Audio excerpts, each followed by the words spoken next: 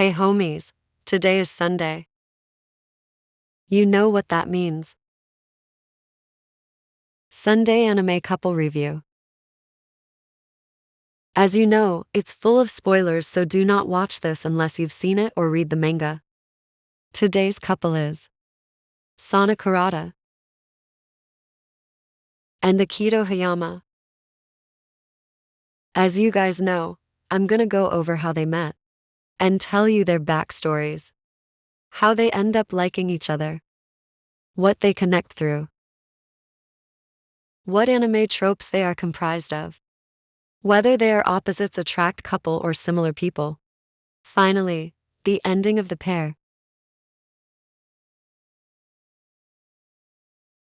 These two met at Jinbo Elementary School. Akito was a class bully and was taking over the class with his friends.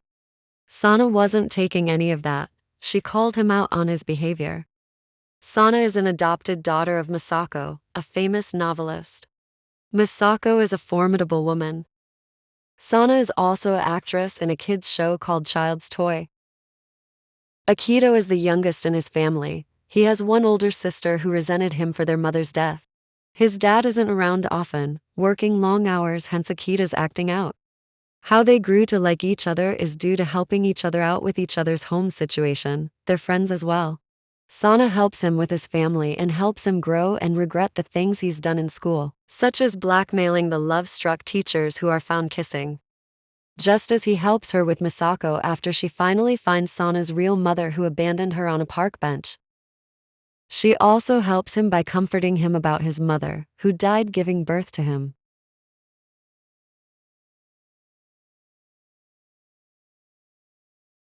The anime tropes Sana has are Genki girl, which is really an energetic girl. There's also the trope puppy love, which speaks for itself. Love at first punch, which is usually a girl punching or hitting her love interest, if he's being a pervert. Now for Akito, his anime tropes are savvy guy or stoic guy, which is an opposite of energetic girl. This is usually played out in anime for people to root for the couple, and also to get laughs out of the audience if they watch this anime, because of Sana and Akito's responses towards each other. Snake vs. Mongoose is also another anime trope for them both. They're considered rivals at one point before they became friends. Now it is evident in this anime, Akito falls for Sana first. Meanwhile, Sana is clueless about love. After all, they are in elementary school. He sees what Sana has done for him and has kissed her once when they are on a class field trip. She goes to get him lemonade but trips and spills lemonade on him. He takes advantage of her being close to him and kisses her. To which I gotta say, do not do that, y'all.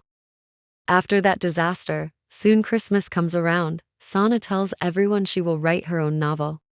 In the meantime, she invites everyone from class to her house for a party. Akito hasn't gotten his present for her. He asks Tsuyoshi, a mutual friend to him, and Sana to the mall with him. He has no idea what to get her. Tsuyoshi tells him it will be fine. Sana will like anything he gets her. Akito is unsure of that. Tsuyoshi finds out during his lifetime, Akito has only ever gotten one gift. Sana's party begins and her friends or former enemies enjoy it. Sana gives Akito her gift to him, a toy dinosaur. This is unknown to her. Akito loves her gift to him a lot. He likes dinosaurs. He admits he got nothing for Sana. She tells him she knew it made him think hard to get her a present. It was gift enough for her.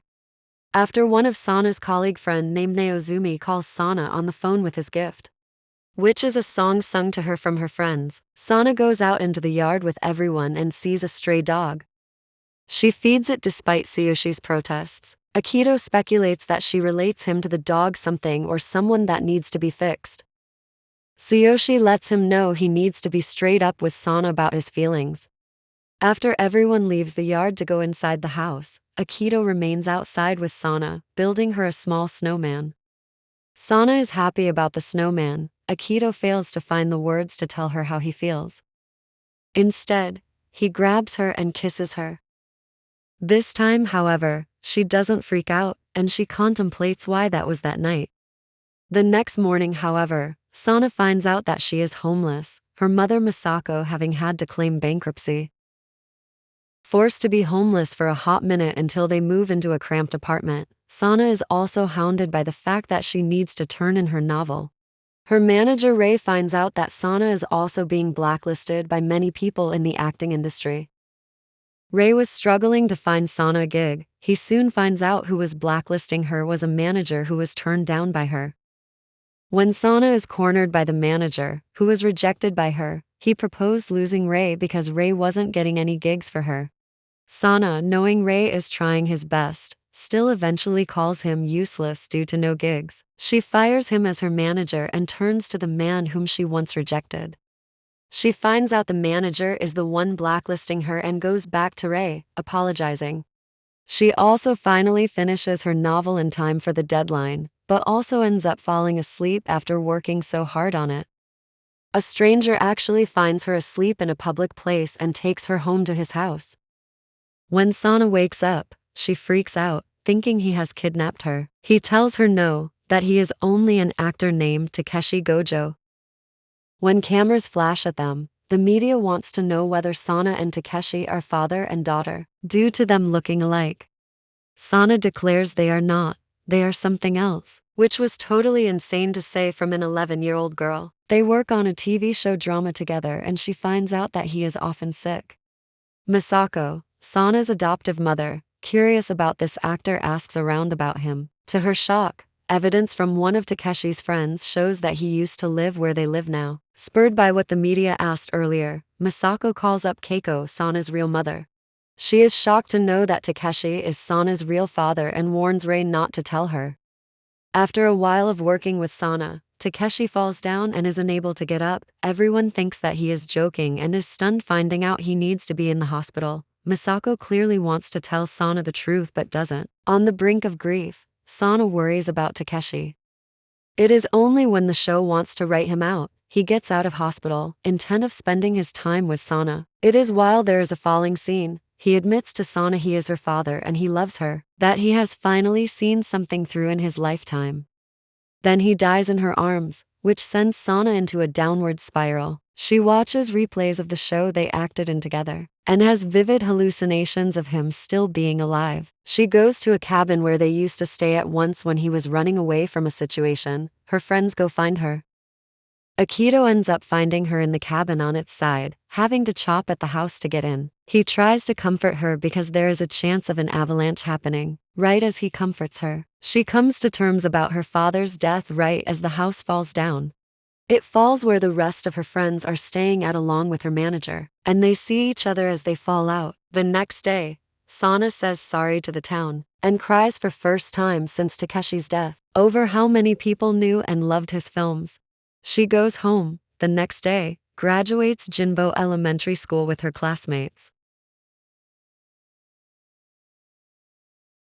Sana is late for her first day of Jinbo Middle School. She is upset she has cut her bangs too short. She goes to school and meets all of her friends, including Akito, who has gotten a growth spurt.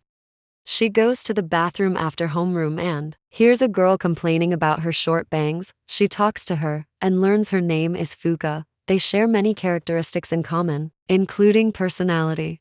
Although Fuka is from Osaka and as a result speaks with the accent, Sana relates to her and Fuka vice versa. She tells her about Akito but doesn't get a chance to introduce them, since Akito has gotten himself into a fight. Sana stops the fight between him and the unknown boy, albeit with some difficulty since Akito has been taking karate. The boy tries to talk to Sana but has a nosebleed. They try to get him to the nurse's office but he runs off.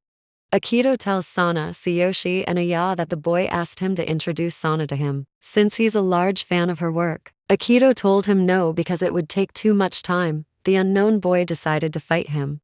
Sana doesn't know what to think. Akito takes advantage of the beds in the nurse's office, taking a nap. Sana ends up falling asleep herself. Fuka arrives at the nurse's office, wondering what the heck happened. She wakes them both up. Sana takes the opportunity to introduce Fuka to Akito. Upon realizing who he is, Fuka slaps the hell out of Akito, telling him he ruined her life. Fuka explains that they went to the same Hikari kindergarten. Akito, at the time, had bragged of how he could kiss a girl. and agreed to do it for 10 yen from all the boys in class.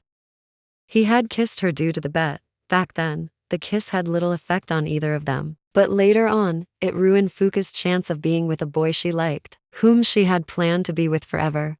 Tsuyoshi tells Akito to avoid Fuka, since she is freaking pissed. Meanwhile, Sana gets a star role in a movie by a horror director, who is famous. Sana is unconcerned with what is happening between Akito and Fuka.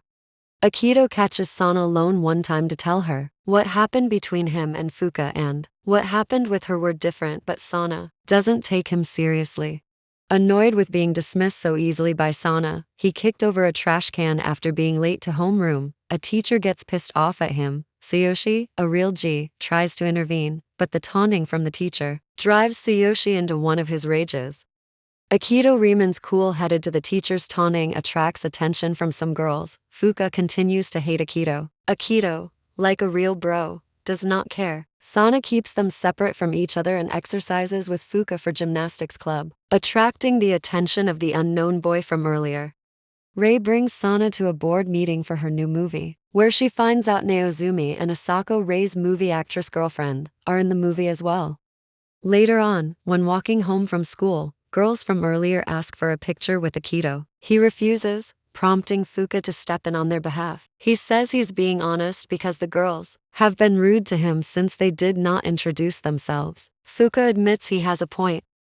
When it is just Sana and Fuka, Fuka admits she likes Akito. Later on, Fuka receives a call from a friend from Osaka. She asked Akito to be her pretend boyfriend to save face since she is meeting up with friends, including the boy she cared about, Takaishi, who now had a girlfriend.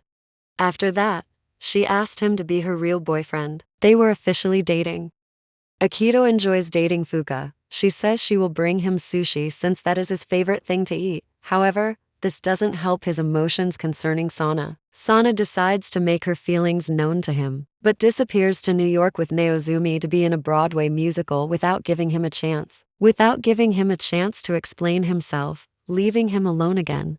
During this trip, Naozumi unexpectedly encounters both of his birth parents, along with his half-sister. They do not care for him. The trauma of these events bring him and Sana closer, and when they came back to Japan they started dating.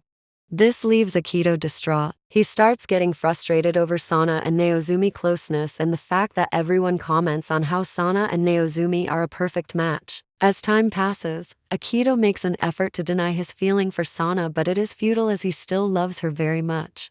He even asks Fuka to stop dating for some time, making excuses that he has his karate exam and he wants to concentrate. It isn't until Christmas Eve that he finds out Sana gave away her precious work and left her career in jeopardy for him. She couldn't say a line in a movie she was starring in that she knew was hurtful to Akito.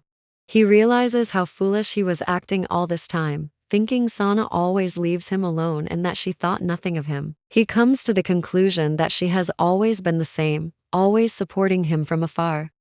She always was considering him as someone very dear, and that it was he himself who was turmoil of not having his feeling reciprocated. He recalls how she gifted a lot of happiness to him all this time and realizes he can't love anyone but Sana. He is able to break things off with Fuka and finds out Sana has broken up with Naozumi. He decides that he'll confess his love for Sana once he earns his karate black belt. He tells her that he has something to tell her after his karate tournament. Now, finally, the ending of the couple's story. Akito and Sana eventually get together. In a one-shot manga called Deep Clear, Akito is 26 years old, works as a doctor and is married to Sana. When Akito finds out that Sana is pregnant, he demands for a divorce and separates from her when she says she wants the baby. Akito leaves Sana because he was afraid and worried about her. Since Kaharu Hayama, Akito's mother, died giving birth to him, he believed the same would happen to Sana if she gave birth. Thanks to the encouragement from a friend, Akito goes to the hospital when Sana gives birth, reconciles, and they have a baby girl named Sari Hayama.